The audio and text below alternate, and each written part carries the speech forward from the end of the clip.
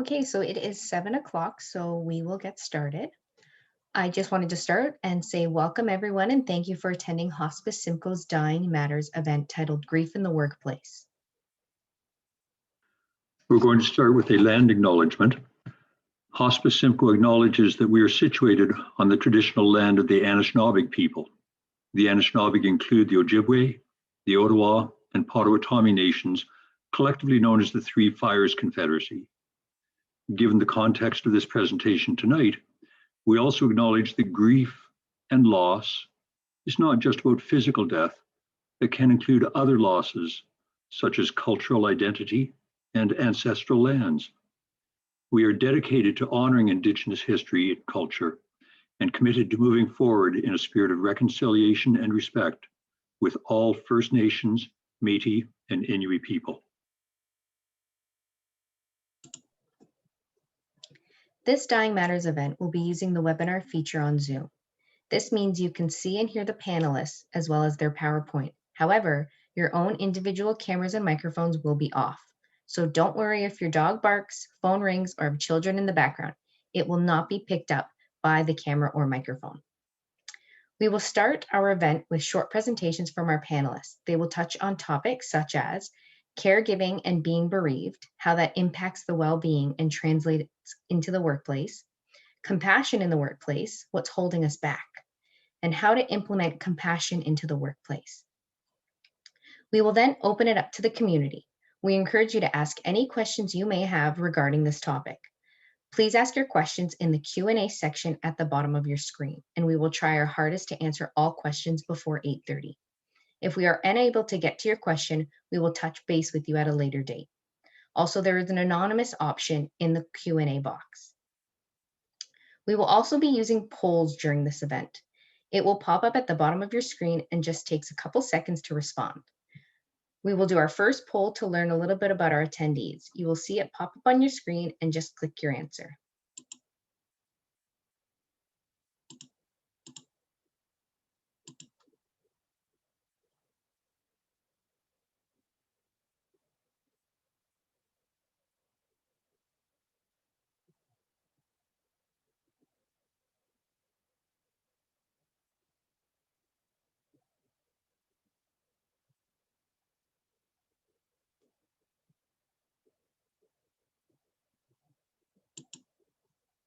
Thank you. We will be putting a recording of this event on our Hospice Simcoe YouTube channel if you want to view it again or share it with anyone who could benefit from this information. So we will get started. I will introduce you to our first of three panelists tonight, Dr. Brian Morris. Dr. Morris is Hospice Simcoe's medical director who provides guidance on the implementation and evaluation of medical services provided at Hospice Simcoe. Take it away, Dr. Morris. Thanks, Josie. So I've always thought that I should outline what I'm going to talk about first. So I'm going to start with a story. I like telling stories. So I'm going to start with a story. I'm going to offer some thoughts on the big topic, the big picture, some definitions of some of the terms we're going to be using. I'm going to talk about the physical effects of grief. And then I'll close with some thoughts on the compassionate workplace. So here's the story. We don't even need the slides yet, thanks. Here's the story. The story is about one of my palliative care patients from a few years ago, a woman who was dying at home, unfortunately, of a widespread lung cancer. And I was making regular house calls to support her at home. And during these house calls, I noticed that there are often people in the house who weren't members of the family, because I knew the family members, and there were these people in the house, and they'd be in the kitchen, or they'd be in the living room, or they'd be in the bedroom with the patient. And at one point, I finally said to somebody, so who are all of you people who are here in the house? And the person smiled and led me out to the kitchen. And there, occupying the top half of the fridge, is a spreadsheet. And across the top are the days of the week. And down below that are rows, and there are 20 rows. And one of the rows was walk the dog in the morning.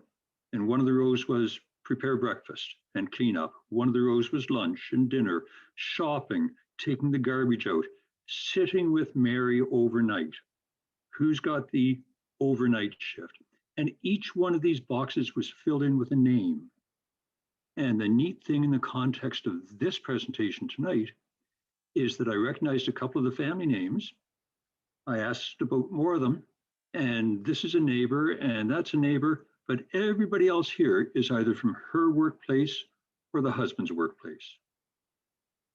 And that compassionate community made up of fellow employees from two different workplaces allowed that woman a peaceful and really well-supported death at home. So what's the message from the story? The workplace can be wonderful to help people with the spectrum of grief. So the big picture, now I'll have that slide, please.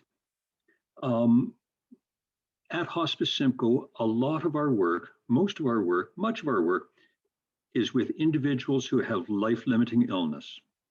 And in some situations, we're with them from diagnosis, through their treatment, on to their decline, and right to death. And whether that means caregiver support groups during the treatment stage, whether that means residential care in hospice towards the end, whether that means volunteers visiting at home, much of our work is on the individual who has a life-limiting illness. But that's not our topic tonight. We are not going to talk any more about the individual who is ill. We're going to talk, next slide, please. We're going to talk about everybody else, everyone surrounding that patient, the spouse and the family and the neighbors and the friends and the workmates. And I should have put in here as well, the employer. So everyone who's surrounding the patient and can be so helpful. And they go through the same stages: diagnosis, treatment, decline, death. But then they've got another set of tasks to do, and that is after the death, the grief and bereavement. So before the death, everybody around the patient is dealing with the caregiver stress and the caregiver burnout and the anticipatory grief. And then after the death, there's the hard task of grief and bereavement. So definitions, and I'm okay with slides off and just my face on or whatever's best. Bereavement is the state of loss of a loved one. So if you have lost a loved one, you are bereaved. Grief, on the other hand, can be thought of as a reaction to that loss. It's a state of stress and distress caused by loss. And grief isn't just associated with the death of somebody, but it can also be associated with the loss of a job, the loss of a favorite friend who moves to the other side of the country, the loss of a pet. So grief is a broader topic. Bereavement is specifically the state of loss, having lost a loved one. So I am a medical doctor. I am a family doctor for 40 years and now just practicing palliative care. And so one of the things that I was asked to talk about was how our bodies react to all of this. And the reaction, the physical effects of caregiving and of grieving are very similar, and they can be profound. And why are they so similar? Because both caregiving and bereavement are stressful times. They're times when our bodies are under huge stress. There's a stress rating scale that was very popular years ago, and I'm old enough to remember it, the Holmes-Ray stress scale, that assigned points based on interviews with hundreds of people, assigned points to different stressful things, realizing that stress can sometimes be good things. So for instance, a vacation gives you 13 stress points. Changing schools, if you're a younger person, gives you 20 stress points. Death of a close friend, 37. Change in the health of a family member, just a change in their health, 44 points. Death of a close family member, 63 points.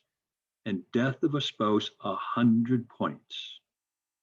And if you have more than 150 total points, and there are a whole bunch of other items that I didn't mention here, more than 150 points in a 6-month period, you are very likely to become physically ill. And so a change in health of a loved one, and then the death of that loved one, there's your 150 points right there. So with stress, every system in the body can be affected. Every part of the body from head to toes. And think of the symptoms that you might have had when you've been under stress.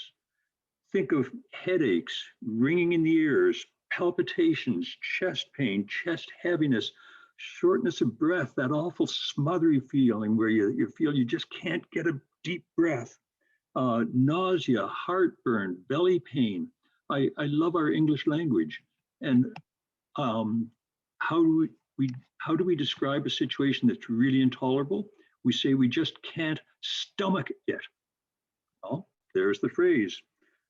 Other symptoms: diarrhea, muscle pain, joint pain, skin pain, just pain. And why does all of that happen? What's happening inside the body to give us those symptoms? Well, a large part of it is hormonal. Some of the stress and flight and fright hormones, like adrenaline, human growth hormone, prolactin, hormone levels go out of whack. The brain changes, and sophisticated tests like functional MRI can show changes in different parts of the brain, especially the frontal lobe, which is where a lot of emotions come from. And contributing to all of this is the very common sleep disturbance. If you're caregiving, your sleep is going to be disturbed. You're going to be listening all night long for your loved one. And there was a famous experiment done years ago with healthy university students who volunteered for this. And they were given special alarm clocks that went off every hour on the hour all night long. They were allowed to go right back to sleep. They were allowed to sleep as long as they wanted in the morning. So they got as much sleep as normal, but it was just interrupted. And at the end of 1 week of this interrupted sleep, every single one of those students, those healthy students, fit the clinical diagnostic criteria for fibromyalgia. They had widespread muscle aching and pain and tenderness simply from sleep disturbance. And somebody who's caregiving doesn't have a week of sleep disturbance, they'll often have it for months. So there are other things that happen that affect the body. Appetite is disturbed, meals are interrupted or missed, there are changes in the daily routine, people will miss going to the gym and exercising, and all of those things contribute to all of the symptoms. As you would expect, doctor visits are significantly higher in the 6 months after a loved one's death for the surviving ones. Heart attack rates, you can predict. I mean, many people who die are older. Their spouses will be older people as well. And there's a statistical probability of a heart attack happening in somebody who's age 65. Well, in the 24 hours after a spouse dies, the surviving spouse is 21 times more likely to have a heart attack than you'd statistically expect. During the first week, 6 times more likely to have a heart attack than you'd expect. So stress is hard work. And how does this all interact with work? Well, it interacts in both directions. Somebody who is grieving or somebody who's caregiving might not function as well at work. Well, if they've been up during the night, helping their loved one to vomit or taking care of whatever else, and if they're worried that the vomiting represents a recurrence of the bowel cancer or whatever, another obstruction, what's going on, that person's work performance might not be optimal. And on the other hand, the work experience and the workplace and work mates can affect grief, can affect caregiver stress, both positively and negatively. One term that we all talked about as we were preparing for this presentation was the compassionate workplace. And there's actually a campaign across Canada called the Compassionate Workplace Campaign. And you can get there simply by Googling Compassionate Workplace Canada. It's run by a national not-for-profit organization called the Pallium, Pallium, which works to enhance palliative care across Canada. And this campaign recruits workplaces and offers them a huge amount of material and resources and training tapes and guidebooks and discussion guides and all kinds of stuff. The compassionate workplace is a wonderful concept. It's an outgrowth of the whole compassionate communities, compassionate cities international movement. We can all do with more compassion, always. And so for employers or employees, I urge you to look at the Compassionate Workplace campaign and see if this is something that you'd like to make happen. So as we were getting ready for this evening, one of the wise counselors at Hospice Simcoe said that since we're always talking about difficult or sad topics, it's important to always end on a positive note. And I conclude with this positive note. The workplace can be a great help for people who are grieving. So thanks for your attention. I look forward to any questions that may come after the other presenters. And Josie, it's back to you. Thank you so much, Dr. Morris. A reminder, we will get to any of the questions in the Q&A box after all the panelists have presented. Next, we have our second panelist, Susan Armstrong, who will be speaking. Susan is a volunteer with Hospice Simcoe with our bereavement team. Susan's career was in human resource management in the heavy equipment and steel manufacturing sector. I will pass it to you, Susan. Thank you. Brian, I totally agree with your summary, and I totally agree with the fact that workplaces can be more compassionate and they need to be more compassionate. And I think we have to figure out how to do that. Not going to necessarily be an easy task, but it's certainly one worth taking on. In both my career and life experience, Josie, could you put on the slides, please? In both my career and life experience, I found many employers and people generally don't understand the impact of losing a loved one or the effect that it could have on an individual. And I have to say that since I started volunteering with hospice, I can't tell you how many people I have spoken to who are grieving, who are going down that path or have been caregivers, and they have close friends that don't get it. They have close friends that are no longer friends because they just don't understand why it's taking them so long to get better. And I think it's because they either have not experienced the loss or their experience has been different and hasn't affected them in the same ways. And as Brian, as you mentioned, it's very, very difficult for people to understand the devastating and exhausting effects of caregiving.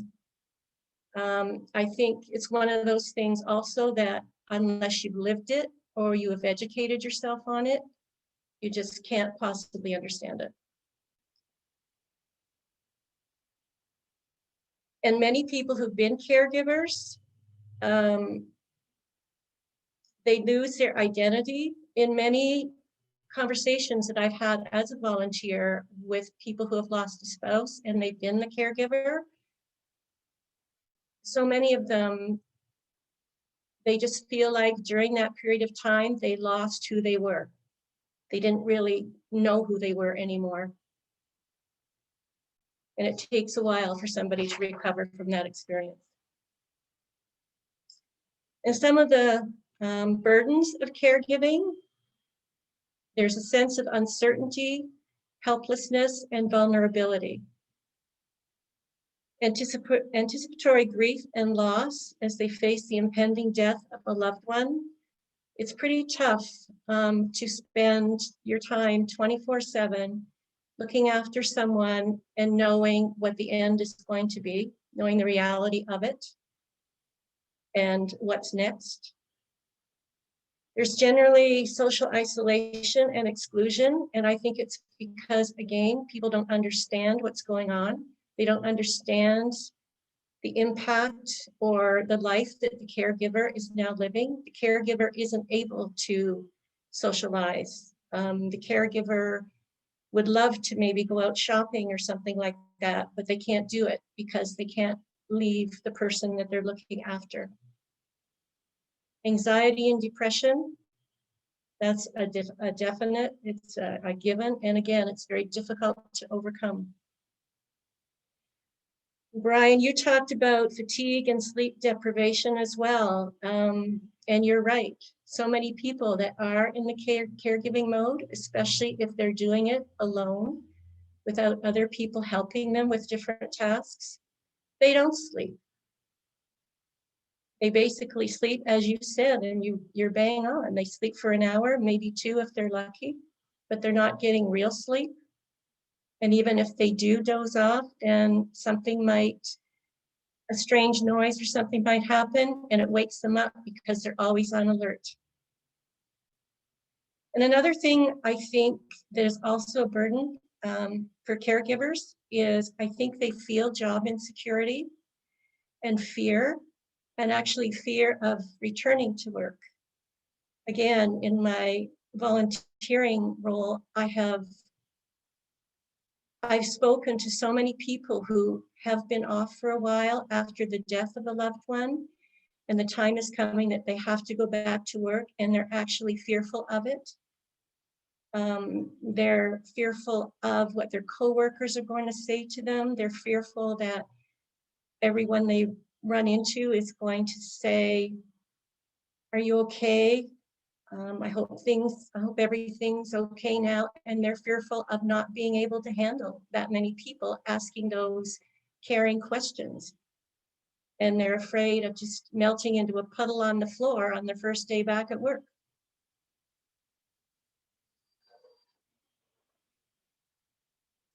Now, from an employer perspective, because I've been there, I spent most of my career as a human resources manager and director for 2 large companies. And I guess my observation when I thought about tonight and this presentation is initially the workplace, managers, supervisors, fellow employees, they all react with sympathy. And the employer does what a good employer should do, and they refer to whatever is required of them to advise the employee from, be it the Employment Standards Act, the collective agreement in the case of a unionized workplace, different policies and procedures that may be available to them.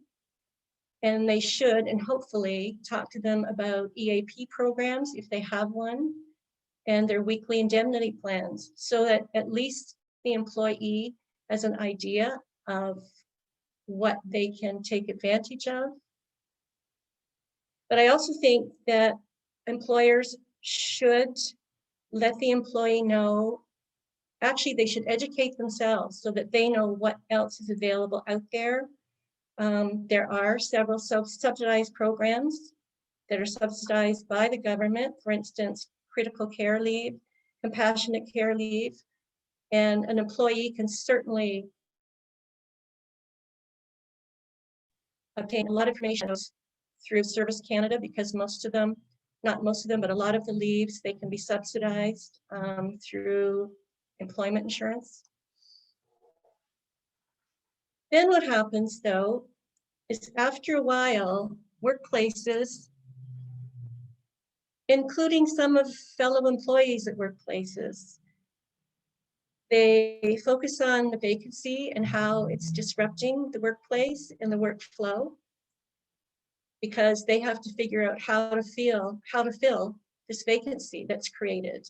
And they really don't know how long the vacancy is going to be for.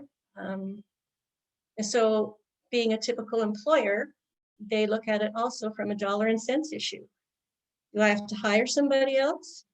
Do I have to cover this with overtime? And it's just totally inconvenient for the supervisor because he's frustrated, because he has to get his production out. And why does this happen? Because there's a basic lack of understanding of what the absent employee is going through. Because many people, managers, supervisors, fellow employees, they don't have a clue what is going on in that person's life. All they know is something bad happened and they're either in a caregiving mode or they're grieving and they don't understand it. A lot of employers, they have the lack of ability to be flexible because again, they're focused on overhead and labor costs and they don't really know how to deal with the situation. And then the focus shifts to why are they off so long? When are they coming back? And is this really a legitimate absence because it's so prolonged? They begin to question that way. And believe it or not, even fellow workers begin to think that way. So I guess the bottom line is, and that's why we're having this webinar tonight, is how do we fix this problem?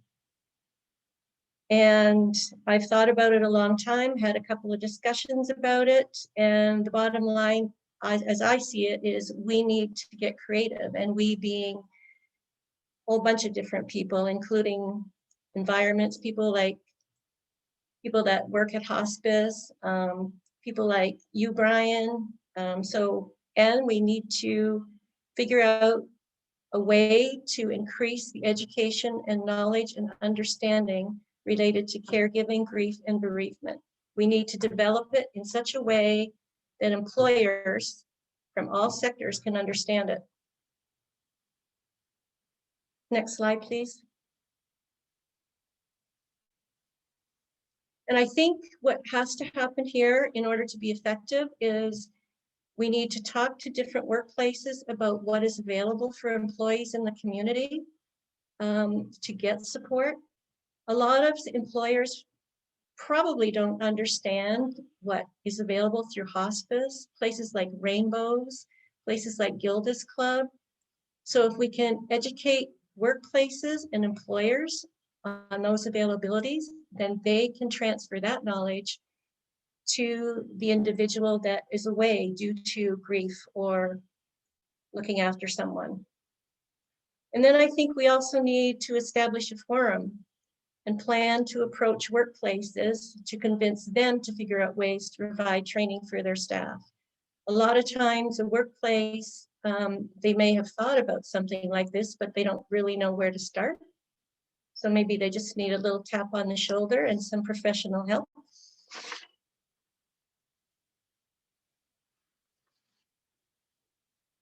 And I also think we need to mine their knowledge while developing this training. And I think this kind of training, I think it would have a core to it, but I also think we would have to develop different pieces of it for different industries, because as I said earlier, heavy industry operates and ticks differently than healthcare or the service industry. So I think some of these programs need to be slightly tailored so that they fit into the organization. And we need to develop training in conjunction with HR professionals to deliver it to the workplace. You know, reach out to some of these companies, talk to their HR people or their management people. Tap the local HR Professionals Association on the shoulder see if they involve this kind of training in anything, anywhere for their certification process. Maybe that's also another option. And I think potential topics, and I'm sure there's more, are the reality of being a caregiver, so that the audience will understand what it really means and what the person is really going through. The impact of physically, emotionally, and mentally of loss. I don't think people understand how big the loss is and how big the effect is on the individual. The grieving process, as I mentioned earlier, keeping in touch and supporting employees. Sometimes an employee goes off and the employer never contacts them. And if they never contact them and all of a sudden one day they do, then the employee becomes fearful, thinking that the employer is calling them to find out what's going on, sort of thing, instead of having a process where the employer every now and again contacts the person and says, just wanted to touch base with you and see how you're doing. Everything okay? Is there anything we can do for you? Reintegration into the workplace, I think, is really important as well. Modified hours, a test run, so that perhaps the person can kind of take a mini tour before they actually go back, and then maybe come back half-time and then kind of work into it. I think it's very difficult for somebody who's been off for a lengthy period of time to just walk back into the workplace. I think part of the topics could also be trying to convince employers that maybe they should be looking at employee assistance programs. A lot of employers, I don't think, realize that it's really helpful to an employee to be able to call someone. The employer's not going to know they made the call. They're not going to know what the discussion was about. They'll know nothing about it, but at least it's there for the employee. I think topics too, education on government programs that cover leave of absences and or financial assistance, such as compassionate care leave, critical illness leave, etc. I think we need to educate employers to focus more on those for these types of leaves, so that employees are aware of them. Because I don't think a lot of employees are aware of all of these programs as well. And it's my understanding, for instance, that compassionate care leave is relatively new. Are employers educated that it exists? I don't know. That's my thoughts on this. I think it's a very exciting subject, and I think it's very proactive, and I think it's certainly possible to make it happen, that workplaces can become more compassionate.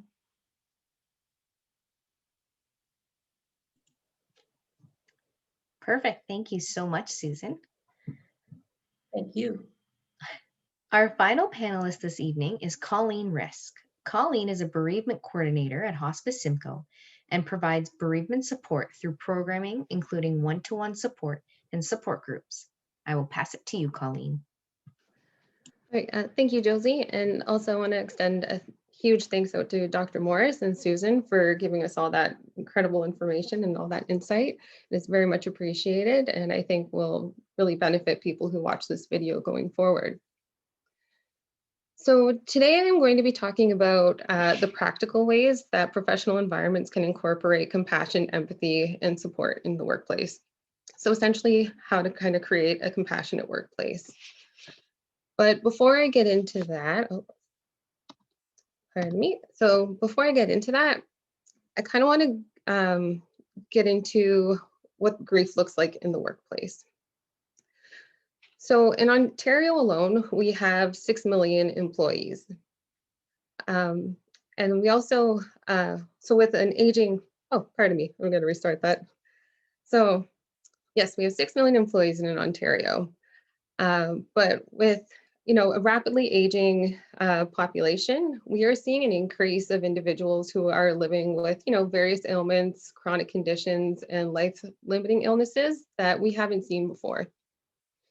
And, when people are going through this experience, with such an experience with an illness, they often require a lot of informal as well as formal care.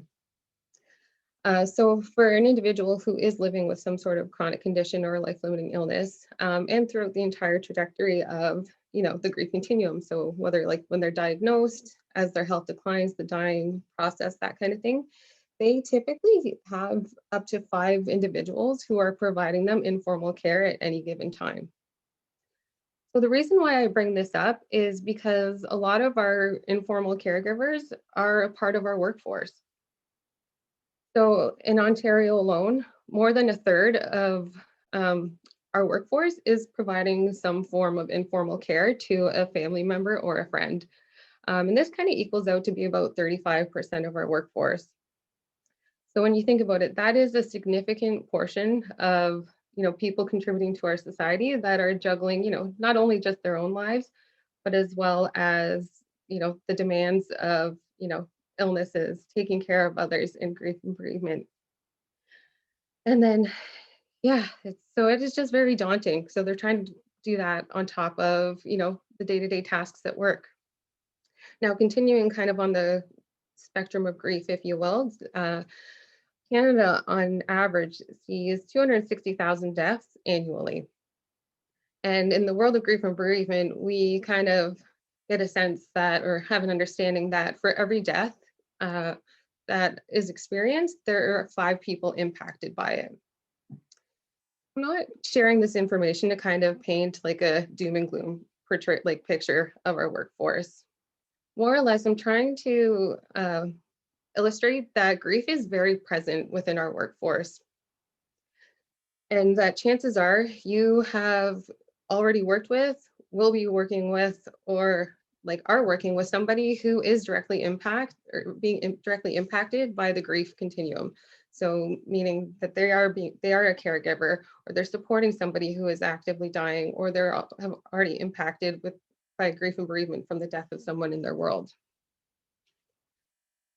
So in knowing that, I think it's safe to say that we owe it to our colleagues as well as ourselves to kind of create compassion in the workplace. Oh, sorry. Sorry. We owe it to ourselves to incorporate compassion and empathy and support into our workplace, because at some point we're all going to face it. And the workplace is very much a place where we spend a significant amount of our time. So with compassion in the workplace, like thinking about compassionate communities, we all belong to various communities. So whether it's kind of, schools, different social clubs, things like that.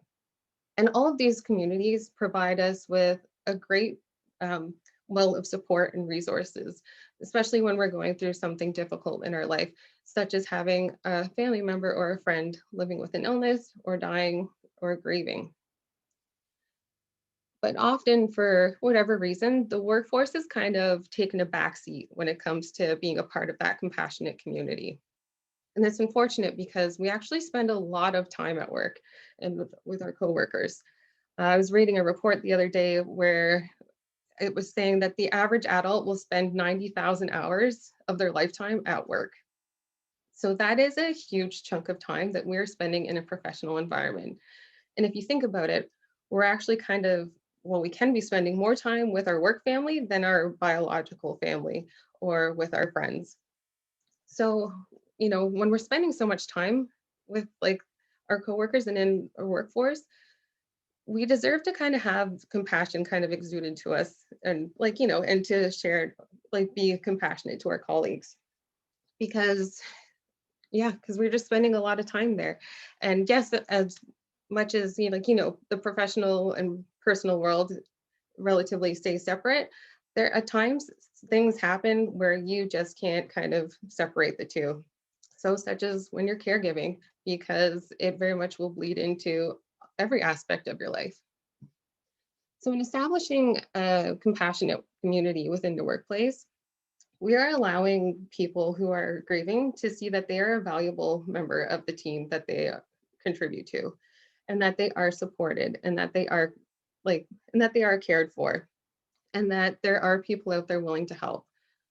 Um, it also allows for an opportunity where individuals can kind of gain a sense, gain awareness and an understanding of what it's like to like live with a serious illness or be providing care for someone who is living with an illness or dying, and what it's like to just be bereaved. And what's good about this is raising that understanding and awareness within the workplace is it can transcend beyond the walls of the workplace and very much extend to all the other communities that we are a part of, which will in turn will kind of help create a more compassionate community as a whole. So there are a lot of benefits that come with kind of implementing a compassionate workplace in the professional setting. So one being employee retention or increased employee retention. So often when when we show that we care for our colleagues and our staff, they're more likely to kind of remain invested in the workplace, even during the whole illness and grief and bereavement trajectory and afterwards. And when you have employees that kind of will keep that loyalty, if you will, it can only be beneficial for the company. And it also helped kind of create a reputation where, you know, that you do care about your employees. And as a result, good work kind of gets turned out. And in doing that, yeah, so when you kind of develop that kind of a reputation, you are also more likely to attract more individuals who are highly skilled and willing to kind of give their all to your company. It also decreases stress as well as improves, but enhances better health and well-being. And this is a big one because as Dr. Morris was touching on earlier, stress does a number on the body.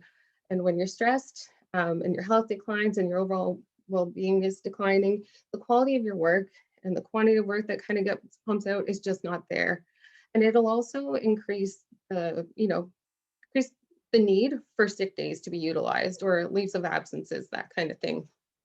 So when we have reduced, a team of people they're not stressed and their health and overall well-being are in a good place, they're more likely to, be more productive, which in turn will benefit the company.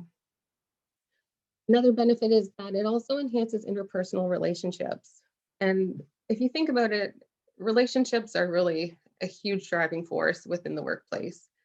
So when you have a team that get along and can show each other compassion and can just in general show up for one another and support one another, you are looking at a team that will, have increased communication, will be more cooperative with one another, and overall have an increased productivity and efficacy as a team, which, makes work easier because the bosses are happy and the boss is happy because, business is good, that kind of thing. And all of that in turn will kind of create better job satisfaction. That, again, it's kind of like a full circle listening. So when there's better job satisfaction and there's support, the employee retention is there again, the decreased stress, the better health and well-being, that kind of thing. So on the flip side of things, as much as absolutely there are a ton of benefits to incorporate a compassionate workplace, there's also a lot of repercussions that can kind of occur when we decide to kind of go the cold route and we decide not to kind of incorporate compassion and empathy into the way we kind of conduct ourselves in the workplace and in the workforce. So for instance, there's a lot of literature showing that when there isn't a lot of support in the workplace, that there is an increase of sick days being utilized, as well as prolonged absences as well. So I was Poly in Canada, they are kind of doing a compassionate workplace campaign, and they released some stats showing that for colleagues or staff that are grieving, if they feel unsupported, they are on average going to use around 30 sick days a year. And then also, when people are feeling unsupported, they're more likely to just kind of if when they're kind of in the midst of caregiving in the grief continuum, that kind of thing, and they're not feeling supported, they're also kind of likely to just maybe walk away for a bit because it is too much. And Colleen Canada also showed that, again, that the stress of not being supported and going, like providing care for loved ones, that kind of thing, it ends up causing the Canadian workforce to lose around 560,000 full-time employees a year. So not having a supportive workforce not only impacts the individual, it impacts the company, and it impacts our Canadian economy as a whole, really, when you think about it. Another kind of repercussion or downfall of not having a compassionate work community, I apologize, is reduced quality and quantity of work.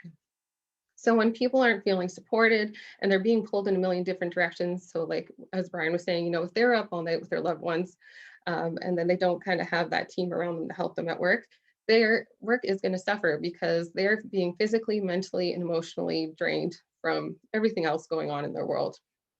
So the quality will suffer, and they might not get as much done as they normally would because it's just the energy is just not there. It can reduce confidence in employees. And again, when there's no confidence in employees, they can kind of become dejected. They're not as invested in their work, which again will kind of lead to reduced quality and quantity in work, as well as kind of reduced relationships at work. It can also cause a lot of conflict and tension. So as you know, as you may not know, sorry, I apologize. When grieving, there is a lot of things going on, especially like emotionally. So emotions can be running quite high when they're working. And when you are adding extra stress and extra pressure on from the workplace, it can kind of be like a ticking time bomb, so to speak. And that can leave everybody feeling on edge. And without a basic understanding of what the grief process is as well, it also kind of can cause feelings of resentment amongst coworkers. So just for an example, often, when caregivers, like if they go on a leave of absence or if they require a significant amount of time off to take people to appointments, that kind of thing, employers may kind of redistribute the work just to help with the workload, just to make sure it's done and not to add any pressure to the caregiver. But when we don't have like a basic knowledge of what grief is and how it starts well beyond when a person dies and this amount of stress that are kind of put on people when they're going through something like this, people that are uninformed about that can kind of see that time off as favoritism or something like that, which can harbor resentment. Or from the opposite end of things, if somebody is grieving and people aren't giving them the amount of support, they can also feel resentful, and that can lead to conflict and just big elephants in the room, and people are less likely to be supportive, and it just kind of creates this vicious cycle of conflict. Another thing in not having a compassionate workplace is that we risk offending traditions. So as we all know, Canada is a very diverse nation. We have many different cultural backgrounds here. And without that kind of understanding, we can be denying people things that are like significant to their culture and their beliefs and their person. And when we do that, we're also kind of adding to their grief and kind of impeding on their ability to work forward with their grief. So now that I've kind of touched on, like compassion in the workplace and the pros and cons, that kind of thing, before I get into discussing the practicalities and like the practical strategies that people can use to support one another, I'd like to touch on exactly what grief looks like in the workplace. So a big thing to start with, if you are not, aware of grief and how it impacts people, is please know that it is a different journey for everyone. So yes, there can, everybody can experience some sadness or have depleted energy, that kind of thing. But the timing and how it is expressed will look different for everyone. And it is also a time where people are relearning the world and relearning themselves and relearning relationships. Because as soon as, a person, as soon as someone you love is diagnosed with an illness or is dying or has died, your life has forever changed. So you are learning how to, navigate the world with learning how to navigate stress in situations and possibly quite like on your own if it's your spouse that's sick. You are learning, what you want moving forward. You are learning how to kind of navigate stress and just, it is a very disorienting, it can be a very disorienting experience. And this can lead to disruptions in work. So, if you are up all night because you can't sleep because you were really missing your loved one, or because, you've been running, there was an emergency in the middle of the night, you are not going to be 100% present. And so some people are more likely to kind of take time off because they don't want to burden their employees or that kind of thing. Or if they do attend work, the quality of work again can be impacted as well as the quantity.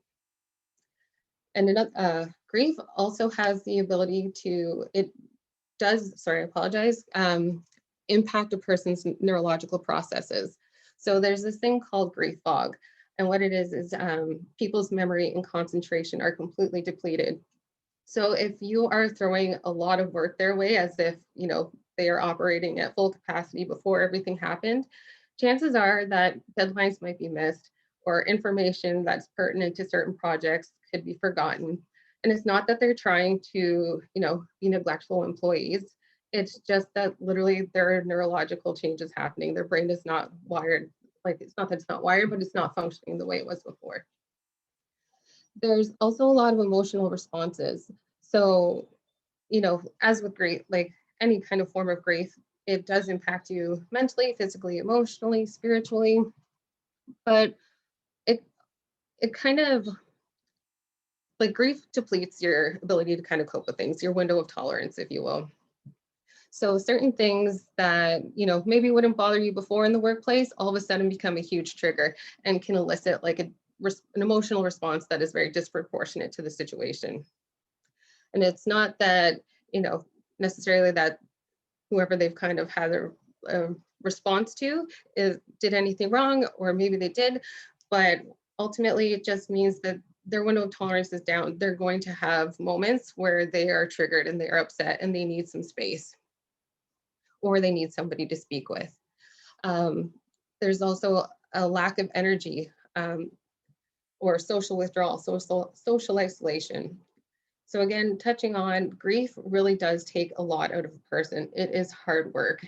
And for some people, their reaction could be very much to, jump into things and kind of act like it's not happening. But for others, it is very much about just kind of keeping to yourself and maybe not engaging in the workplace as much as before, because they're just trying to wrap their head around what their reality is and how to move forward.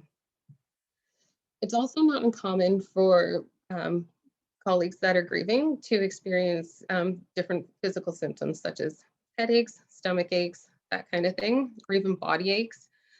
So this is, in a nutshell, like there's so much more to grief. And again, it looks different for everyone, but these are some common things that do kind of pop up in the workplace when people are grieving. So how employers can support their team who are going through this. And one is to familiarize yourself with the grief process. So no, that doesn't mean that you have to go and get some sort of certificate or degree in like learning about grief or bereavement or social workers, nothing like that. But just to get a general sense of the different types of grief, how it impacts people, and just learning how to be present and be there for your team who are grieving. Being flexible with scheduling things like that when possible could be a huge relief. So often with caregivers, even if they are able to come work or attend work, at times they may have to leave to go to different appointments or again for emergencies. So, and as their health, like as their person's health declines, it can get more and more difficult to, actually want to leave and go into the workplace because your mind just isn't there when it's hard to be present at work when you know that like your loved one is actively dying at home.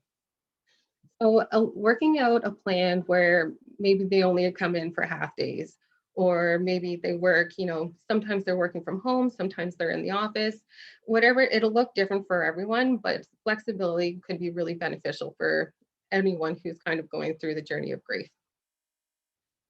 Have resources available. So as Susan was touching on, like different things like EAP and knowledge about the different leaves of absences and things like that that are available.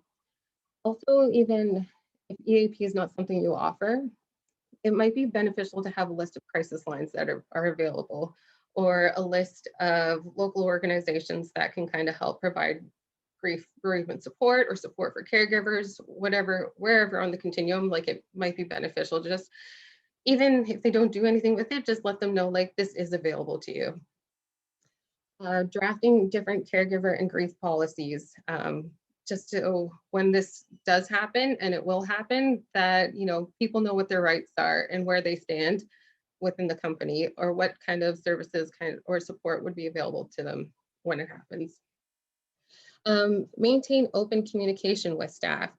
So if you are aware that somebody is a caregiver or that they are recently bereaved, check in on them regularly. Even if as time passes, it seems like, they're doing okay, it doesn't hurt to just kind of touch base to make sure that they're coping okay with the workload, they're doing all right, juggling like everything that's going on in their life now.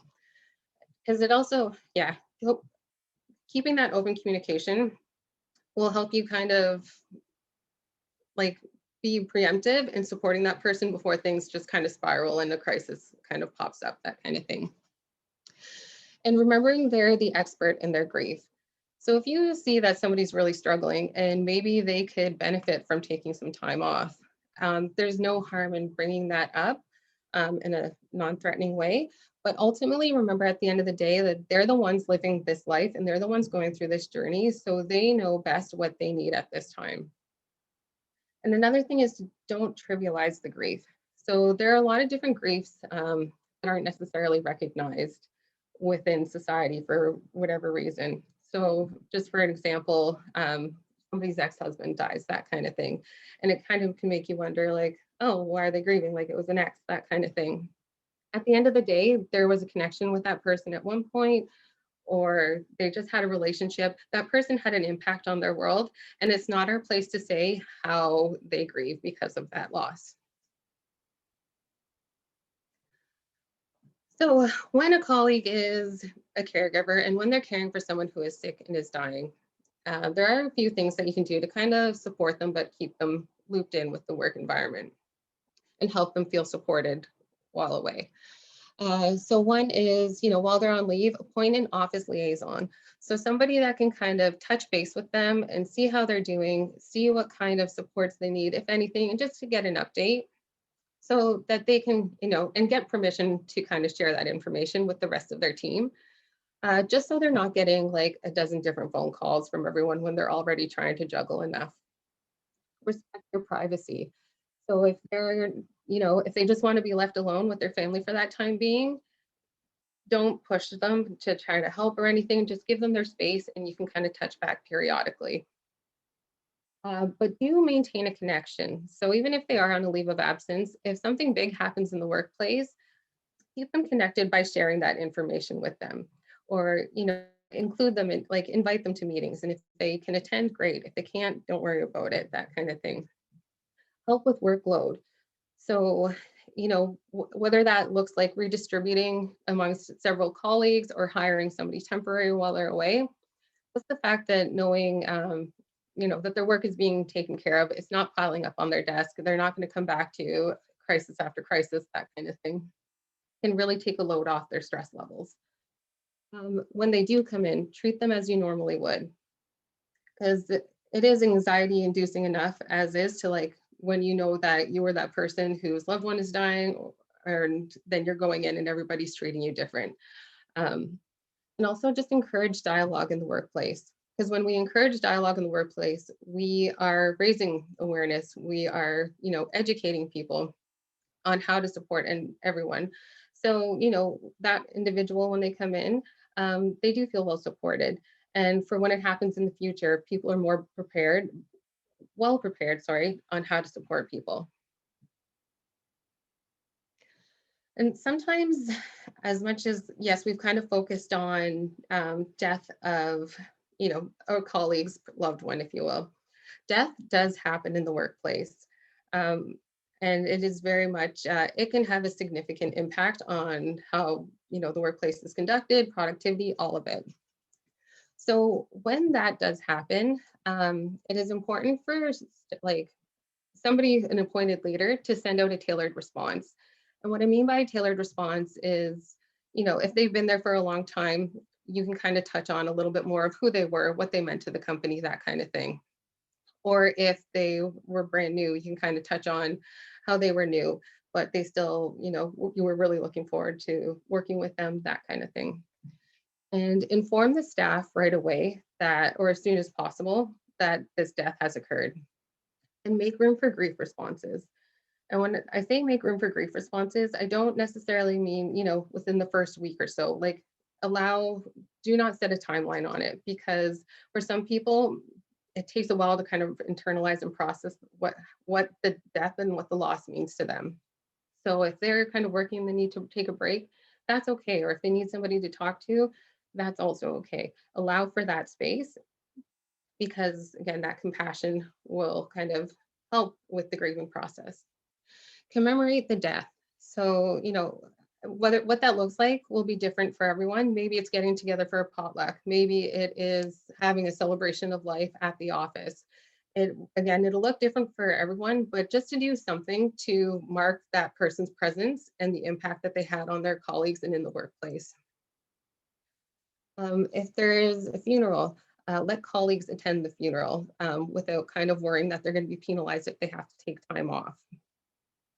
Allow for open communication. So, again, that could look different.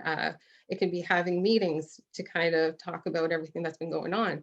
It could be bringing in an outside, like hospice workers. I know Amy's done this in the past, where she's gone into workplaces to kind of provide like support within the workplace. And also be realistic about the grief. So again, it's going to look different for everyone. It's going to have a different timeline for everyone. And it will impact people's work, or it can impact some people's work. Now, there never really is 100% a right or wrong way to provide grief support. What's important is that you're there, but there are a few do's and don'ts that can kind of make the support you offer a little more beneficial compared to other types of support. So one thing that's big is open the door for communication. So, with grief, there is a big elephant in the room. And as much as maybe you're kind of feeling worried about how to behave around that person when they come back, or, what the work, like what work is going to look like when they're back, they're feeling the same thing tenfold. Plus they've got their grief on top of it. So when you see them, let them know like, hey, how are you doing? I was thinking of you. Would you like to kind of get some lunch and kind of talk about everything that's going on? And just doing that gives them permission to, express how they're feeling rather than keep it all inside. When you are talking with them about everything that's happening, listening is huge. And so, there's this like acronym WAIT, it's like, or no, yeah. So why am I talking? So, when you don't need to, when you're kind of communicating about grief and bereavement, you don't need to, sit there and try to come up with the perfect response. Just listen, because most of the time that's just really what people just want to be heard with their grief. Offer specific support. So we've all probably been through a certain event in our lives where people have kind of reached out for support, but it is very kind of vague, if you will. They're just like, oh, if you need anything, just let me know. When you are grieving, when you're providing care for somebody who's ill, sometimes you do need a lot of help, but you just don't know where to begin, or you don't know what's too much to ask for. So people don't often get taken up on that offer of help. But offering something specific, such as like, oh, I'm going out to do groceries on Wednesday. Would it be okay if I brought you and your family a meal? Stuff like that allows them to kind of control what kind of help they get, but also not having to kind of sift through their to-do list, wondering like what exactly they can kind of ask for help for, and not that kind of thing. Expect tough days. So as I mentioned before, as grief goes on, there's going to be good days, there's going to be bad days. And on those tough days, let it happen and realize that it's not a setback in their grief. It's just a natural reaction because somebody that they care about has died. Be present and available when possible. And have patience, because especially in the workplace, like people aren't trying to be, bad colleagues or bad employees, anything like that. There's just a lot going on behind the scenes that they're trying to sift through. So if they may fumble here and there, but that doesn't mean anything to who they are as an employee. Discuss your own losses with them. Grief can feel really isolating. As much as it does happen to everyone, we don't talk about it. So people kind of often think like, oh, nobody's ever been what I've been through. So even just kind of reaching out and saying like, I don't know exactly what you're going through, but I do remember when, my parent died and it was really hard. And just kind of touching on the general themes of grief and how it impacted you can be really helpful and help normalize their grief and validate their grief as well. So some of the things that aren't as beneficial is minimizing grief. So again, that just kind of going back to, not really recognizing the impact that the grief is having on the person and invalidating it. Unfortunately, we often hear this a lot with people in the workplace who've experienced a pregnancy and infant loss. So, they'll return to work and then people will be like, oh, well, the baby wasn't even born yet. So you can just try again and have another one. At the end of the day, that doesn't matter. They wanted that baby and that baby has died. They're going to grieve that. Avoid comparing grief, because at the end of the day, even if you think your grief is worse than your colleagues, it doesn't matter. They're still going through their experience and their grief is the worst for them. And it doesn't feel good when somebody's like when you are actively hurting and grieving somebody that you love, and then somebody comes is like, well, mine's worse, so you don't have the right to feel as bad. Don't impose expectations on them. So again, don't talk about, uh, that like, oh, within like the 3-month range, you're going to feel better. You're going to go back to like life as usual, that kind of thing. Don't offer the vague offers that I've touched on before. Don't rush grief, and don't use misleading messages. So when I say misleading messages, I mean things like, oh, it's all God's will, or it's okay, you're young enough, you'll find a new spouse, that kind of thing. Because those are actually really hurtful and can kind of disrupt the grief process. And last but not least, I want to touch on when people are returning to work or when they're reintegrating themselves back into the workplace. So from both perspectives, again, there can be a lot of anxiety about this person returning to work or returning to work and seeing your colleagues, because you don't know how people are going to react to your story. You don't know if they're going to be supportive or if they're going to treat you like you have the plague, that kind of thing. Consider a soft return before going back.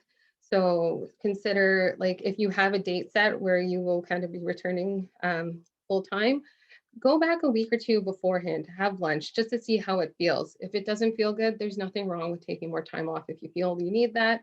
Or just if you feel like, oh, you know what, like even just spending an hour was too much, then maybe kind of retweak what your reintegration plan will look like.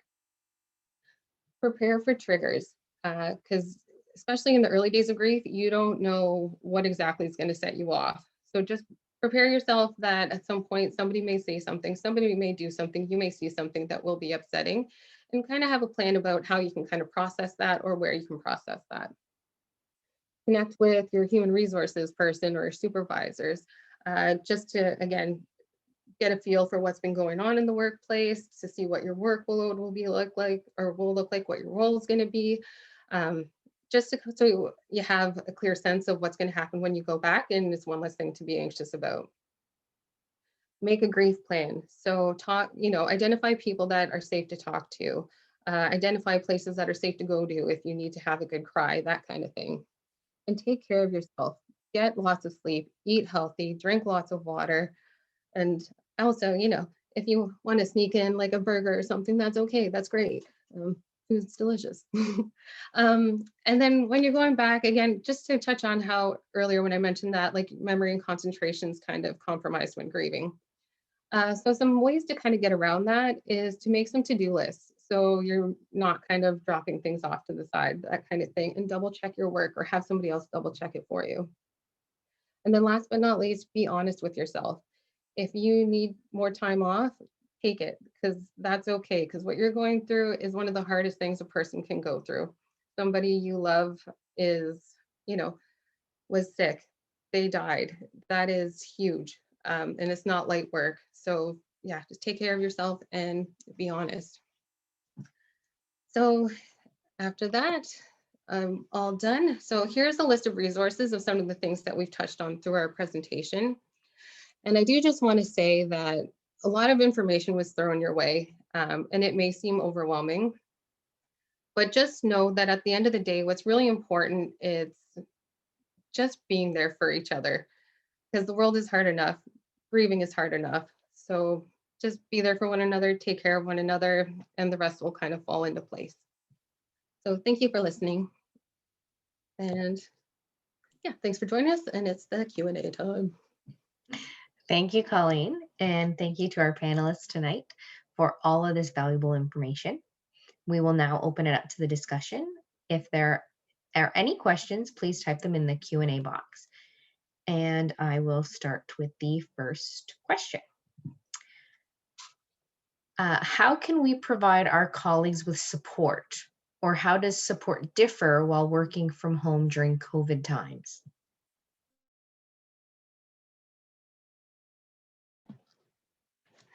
That is a good question. Yeah, so with COVID, of course, things look different. The workforce looks really different. So I think, of course, like we can't be in the same space anymore, but you can still kind of touch base over Zoom periodically to see how somebody's doing. And even outside of, work hours, you can send them a quick text or things like that, or have a patio visit, or not necessarily a patio visit, but like, the outside 6 feet apart type visit when we can. And then if you're out doing errands and you're going to be in their neighborhood, offer to kind of pick them up some groceries or offer to rake their lawn, that kind of thing. And just those easy, like practical things are really, they go a long way for people who are going through this like whole grief journey.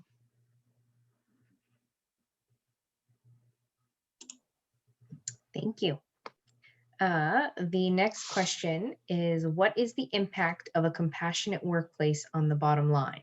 Is there any way that becoming compassionate could save the company money?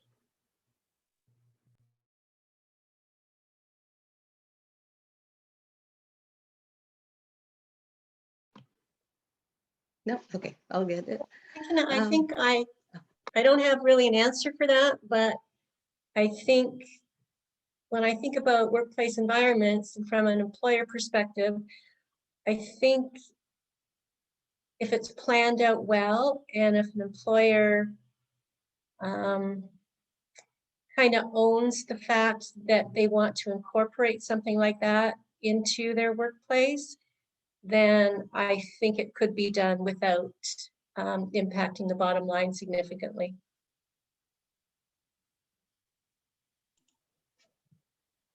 Thank you. We have one more question. This one was kind of already touched upon, but Dr. Morris, you mentioned the number of health problems that can occur during caregiving and grieving. Is there anything that a person can do to reduce their personal risk of getting ill?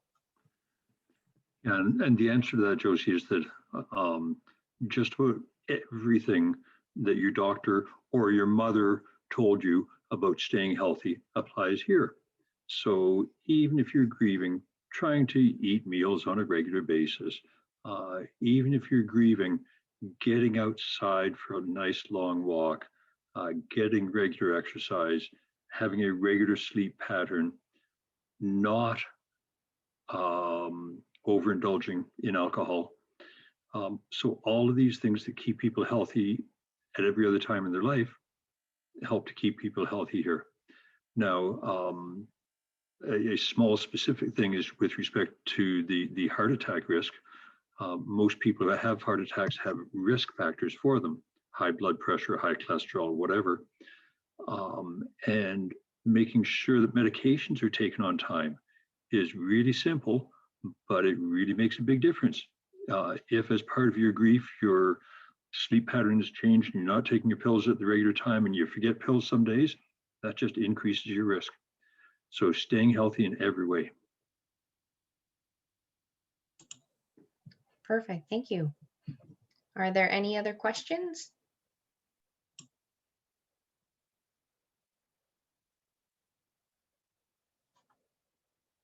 Oh, we've got one more here, sorry.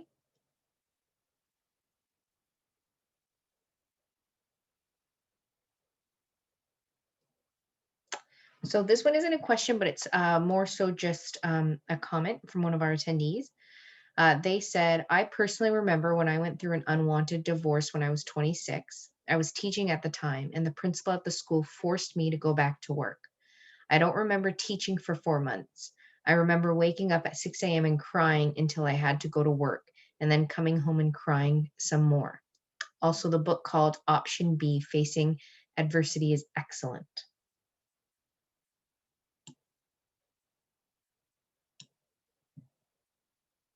So what a horrible illustration that is of a non-compassionate workplace. I can't imagine that pain. Mhm.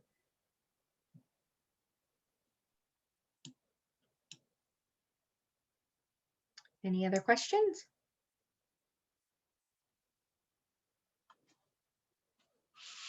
Okay, well, so that is all the questions we had. Thank you to our panelists for answering all of those, and thank you to everyone who asked questions. Thank you.